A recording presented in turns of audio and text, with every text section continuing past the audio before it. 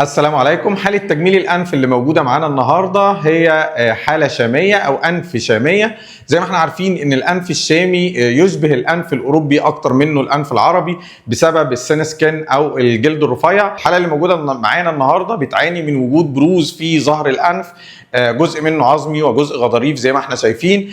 تعالوا نشوفوا جهاز البيزو هيساعدنا ازاي في الحالة النهاردة إن شاء الله. شكرا لدعواتكم الجميلة. زي ما احنا شايفين أنف شامي بامتياز، أرنبة الأنف مرفوعة إلى أعلى، ظهر الأنف اللي كان بيعاني من تحدب في ظهر الأنف أصبح مقعر قليلا للداخل يعطي منظر أنثوي جميل. عظام الأنف من أعلى تم نحتها ولا أجمل باستعمال تقنية الموجات الصوتية أو جهاز البيزو. شكرا ليكم، في انتظار تعليقاتكم على الفيسبوك واليوتيوب والإنستجرام إن شاء الله.